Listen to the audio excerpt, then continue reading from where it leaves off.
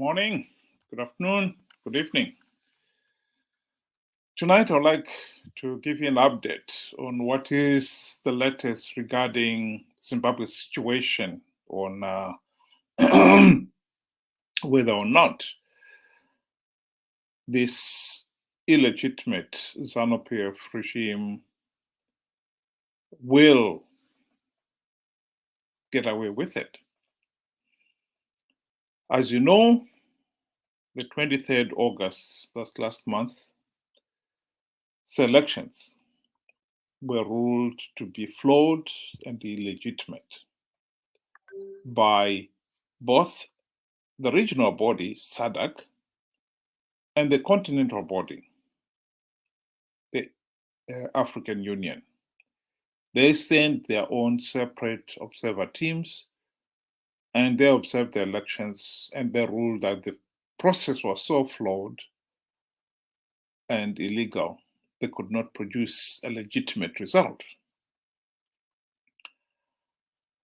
This is not the first time that has happened. It happened in 2008, and Zanu PF was forced to accept a government of national unity. This time, Mnangagwa has ignored the comments from the two bodies and went ahead and took his oath of office, and so have the members of parliament, senate, and local authority. This time he may get away with it because SADC itself is divided. At his inauguration, only 3 current heads of state attended his swearing-in ceremony. And that included President Cyril Ramaphosa of South Africa. There's no doubt that South Africa is the big brother in SADC. And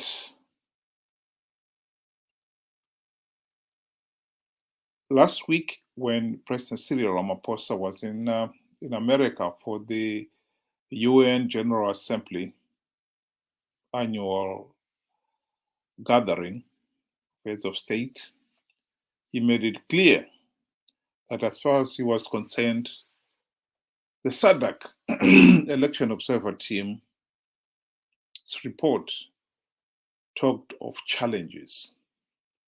Now, this is not the first time we've heard this. In 2018, SADC heads of state literally begged Morgan Tsvangirai and his MDC friends not to participate in those elections without reforms, because they could see that without reforms, Zanu PF was going to rig those elections. But when their advice was ignored, they completely made a U-turn and decided to endorse those elections. And they did the same thing in 2018.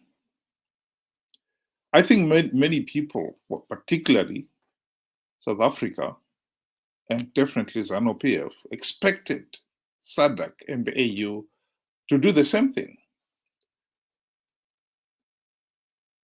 And so they were surprised when SADC and the AU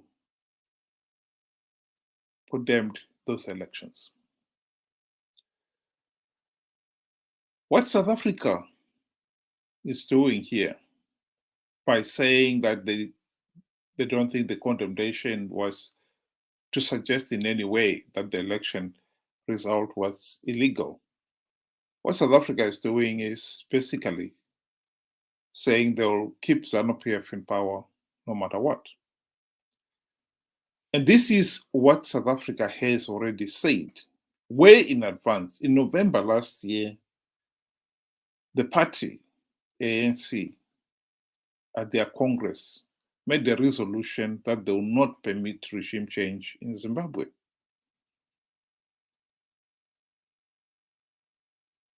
The message to Zanu PF was very clear.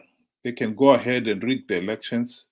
South Africa will see to it that they'll get legitimacy no matter what. And I think this is what South Africa is trying to do now. SADC have condemned these elections. The AU have condemned these elections. But South Africa, the ANC government in South Africa, is determined to overrule those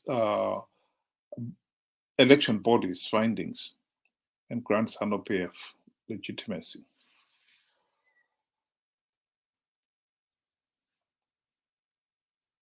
We are at the beginning of the week. I should imagine that SADC will be meeting very soon. And I'm sure there are behind the scene pressures being applied on the SADC, those people meeting at the SADC to endorse Zanu PF's victory and grant the regime political legitimacy. This is most unfortunate because this was the opening, the chance that Zimbabwe needed to implement the democratic reforms so that the country can finally have free, fair, and credible elections. Zimbabwe has failed to hold free, fair, and credible elections ever since the country's independence in 1980.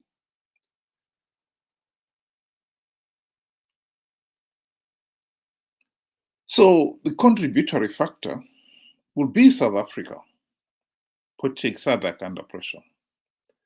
But the other factor that I think will contribute to SADC watering down the SADC and the AU reports is the very fact that the opposition, even when SADC had said the election process was flawed and illegal,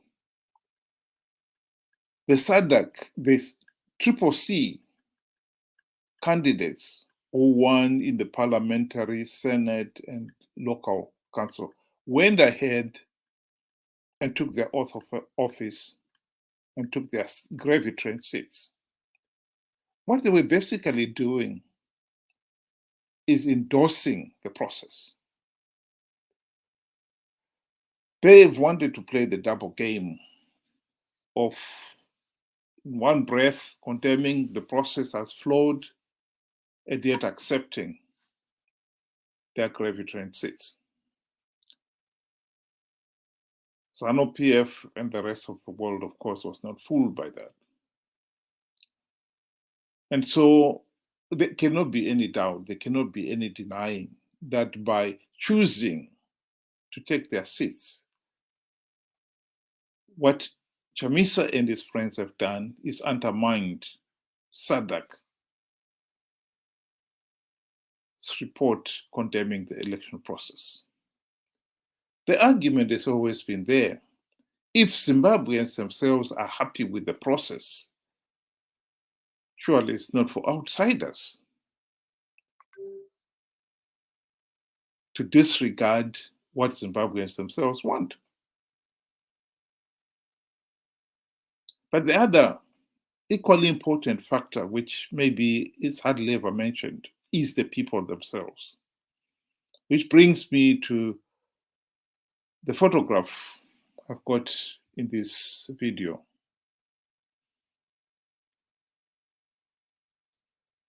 When the Americans gained their independence and they wrote their constitution, one of the founding fathers who was at the convention that wrote that constitution was asked by a member of the public, so what kind of political system have you agreed on? And this gentleman's name is Benjamin Franklin. And his answer, just gone down in history, is a republic, if you can keep it.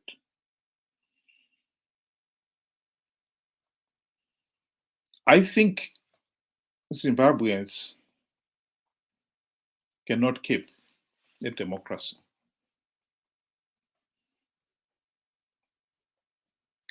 The silence has been deafening. Zimbabweans should not have participated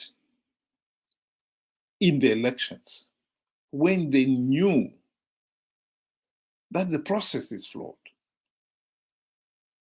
that Triple C were participating in these elections, knowing fully well the process is flawed, and that by participating, they were only giving Zanu PF legitimacy.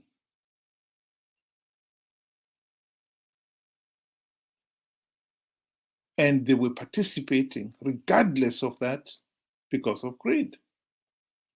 This point has been made again and again and again, and yet 20 through one ear, out of the other.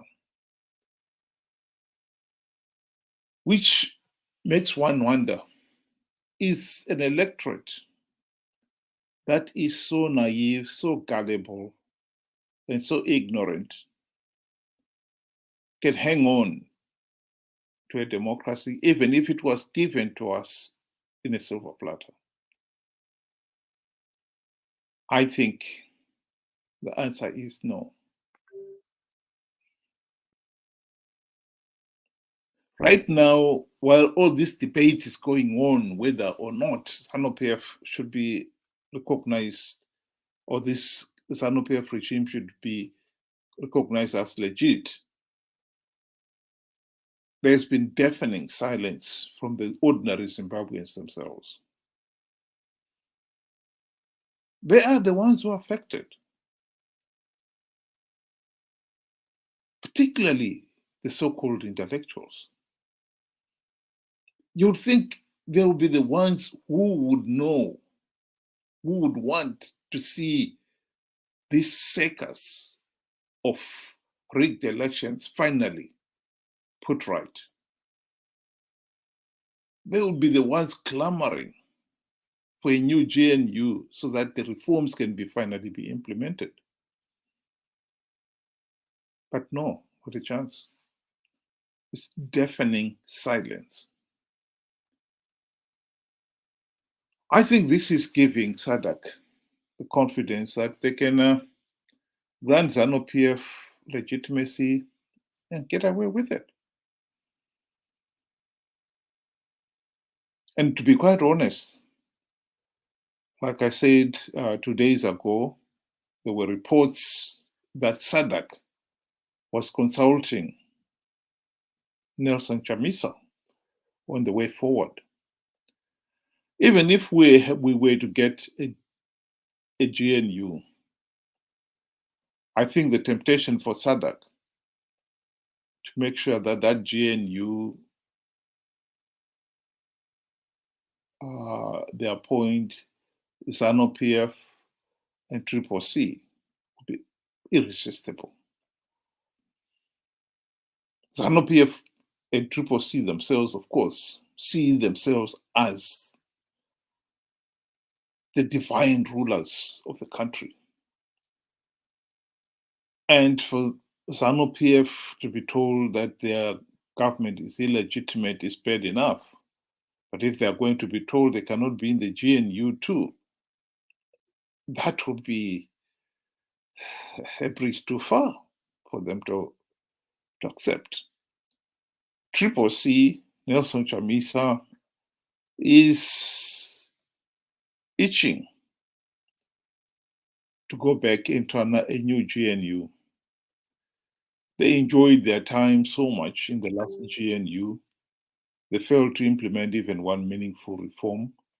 But that is the least of his and his colleagues' concern. All they want is to go back on the gravy train again. and be ministers again and enjoy all the perks that goes with that title.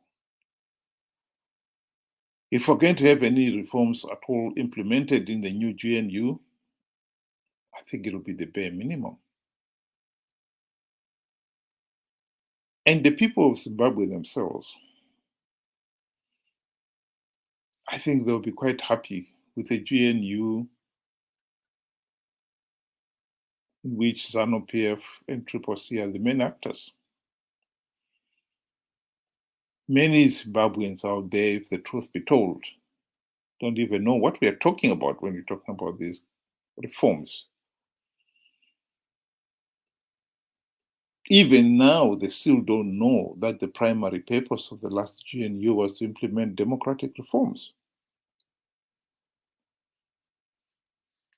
And they would not appreciate that the main purpose of this GNU would be to make sure that at last those democratic reforms are implemented.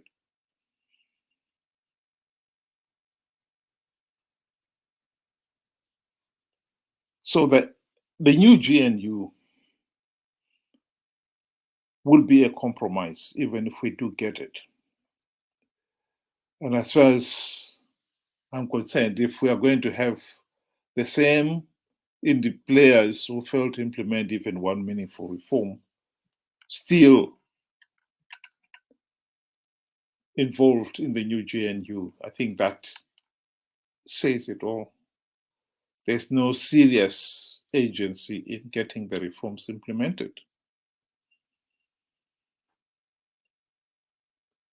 Zanu PF and CCC are the problem. They can never be the solution to. They've already proven it. In the last GNU, they failed to implement even one meaningful reform. To expect them that they will do so now, despair. But again, I come back to the problem. The main problem here is that the people themselves, Zimbabweans themselves out there, have not shown that they are ready for a real, healthy, and functioning democratic Zimbabwe.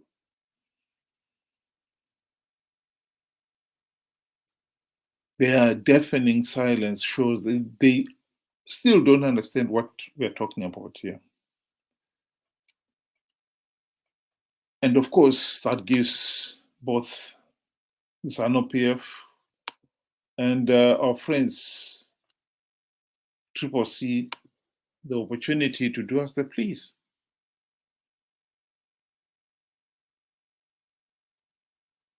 They can go into the new GNU, spend the next 5 years or whatever it is, and if we are lucky at all, implement some half-hearted, half-baked reforms. And so then the nation wastes another chance and hold the next election, and we are back to where we were.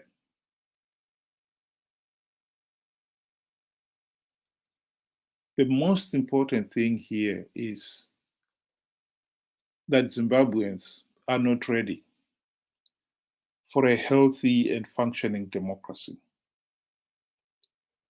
Even if we were to get one in a silver platter,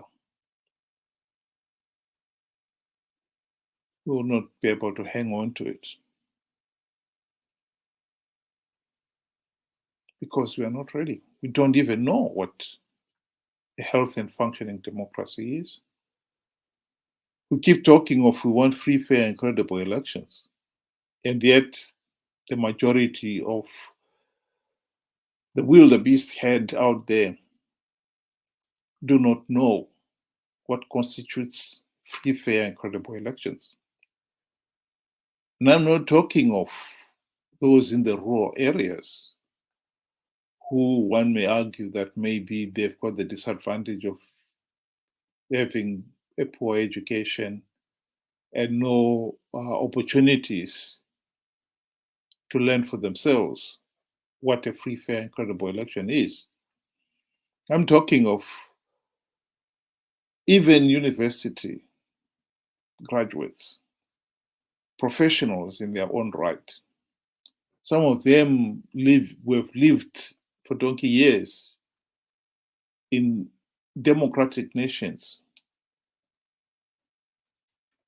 like UK, USA, Canada, Australia, and so forth. And yet they still do not understand what constitutes free, fair, and credible election. You despair. We are not ready. As a country, I can honestly say that I think Zimbabweans are not ready for a healthy and functioning democracy in this day and age. Of course, it is disappointing, but that is it. That is the truth. Zanu PF rigged the 2023 elections. SADC in the AU did us a world of favor by condemning those elections. Triple C betrayed the nation by ignoring those reports and taking up their gravy train seats. The ordinary Zimbabweans out there have failed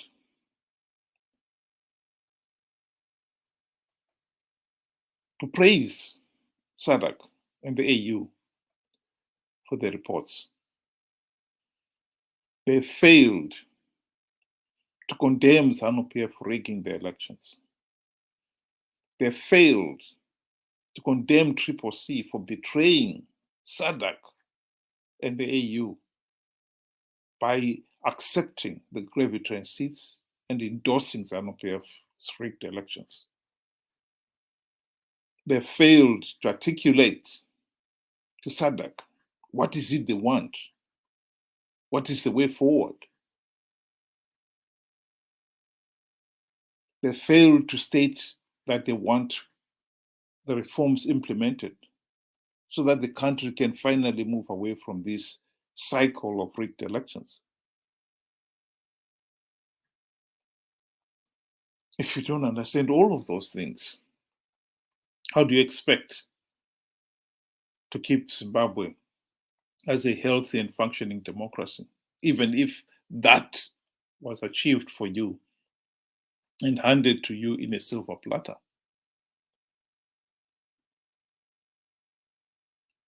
It is deeply regrettable, but it is true that Zimbabwe is not ready for free, fair, and credible elections, for a healthy and functioning democracy. Even if we get it, we will not be able to keep it. And one is loath to say, is it worth fighting for then? Why bother fighting for something that you know you will never hang on to anyway?